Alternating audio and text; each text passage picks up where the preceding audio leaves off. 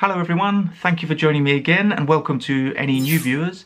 This is To The Point English with Ben. I'm Ben and today I have a phrasal verb video for you. Now, one of the biggest challenges that English teachers like myself face when teaching phrasal verbs is how to make them interesting, because people are much more likely to remember something if they find it interesting. But I made another video on phrasal verbs recently, which I'll link to in the description, where I look at how to learn phrasal verbs through time travel. Now, what I meant by that was just by simply looking at the origin of some phrasal verbs, which can help you really understand where they come from. And many people seem to find that video very useful and interesting, so I thought I'd make another one with some more phrasal verbs. So in this video, you're going to learn 5 advanced phrasal verbs and their fascinating origins. Well, I think they're fascinating anyway. So the first phrasal verb we're going to look at today is quite a funny one, and it's to butter up, or really to butter someone up. And this means to be overly kind or friendly to someone in order to get them to do something for you. So this is very common when a child wants their parents to do something for them, or a school kid wants their teacher to give them good marks, or maybe just someone wants their friend to do something and they don't want to ask them to directly. They sort of prepare them by being this excessively nice person to them.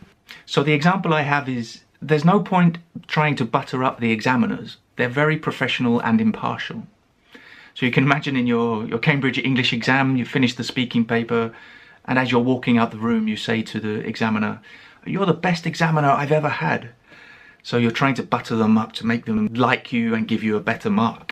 And this phrasal verb has a very interesting origin. Now, it actually comes from India. So traditionally in India, the devout people, the religious people, would throw balls of butter at statues of their gods in order to get favor from the gods, so that the gods liked them and helped them out in their lives. So now, of course, with the colonial connection from Britain and India, it's quite a common phrasal verb to use in colloquial situations. But yeah, it's a pretty interesting origin. And the next phrasal verb is to egg on. So it sounds quite similar to butter up, right? You have a food used as a verb, so to butter up, to egg on, and with a preposition. But this is quite different. To egg on means to encourage someone to do something, usually something bad or something that you shouldn't do. And the example is, I didn't want to cheat in the exam, but my friends egged me on. So egged, that's a regular past form, egged me on. So of course you shouldn't cheat in exams, it's something bad, you shouldn't do it. But in this case, this person's friends egged them on, they encouraged them, they urged them to do this bad act.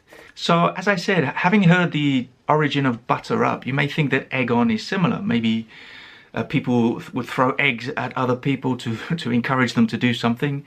But no, that's not the case with this phrasal verb, egg on. In fact, egg on actually has nothing to do with eggs. It's not from the word egg.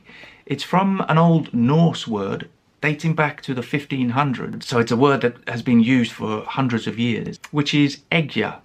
I'm not sure if I'm pronouncing that well, because we don't use that word in modern English, but it's something like that. And that means to incite or to provoke someone. So you can see where it's come from, how it's developed over the years. And it's just a coincidence that it looks very much like egg. And in modern English, it's the same word, but a very different meaning. Okay, let's move on to number 3 now. Brush up on. You may be familiar with this one, I'm not sure, but to brush up on is to improve your existing knowledge of something previously learned.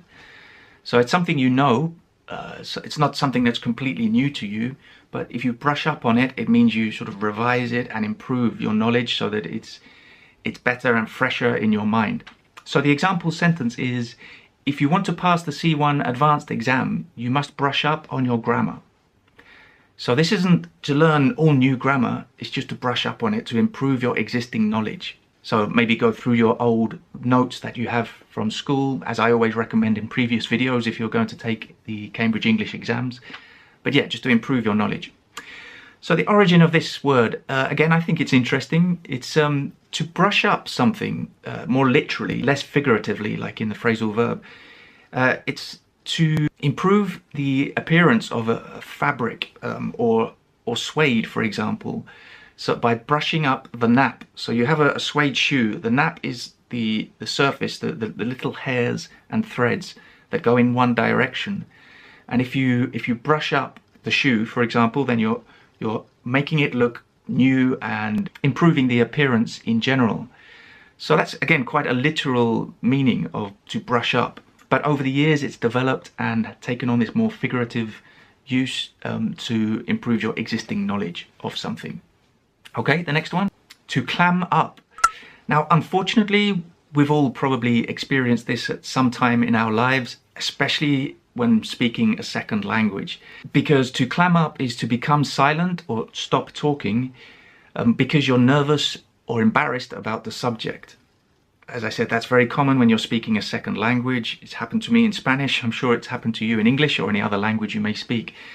And it's also very common in exams. I mean, in the speaking paper of exams, people are always nervous, or most people get nervous, and it's a very pressured, intense situation. So some people clam up, they just stop speaking. They can't think of something to say, or they're so nervous they can't express themselves. The thing I worry about most is clamming up in the speaking paper of the exam.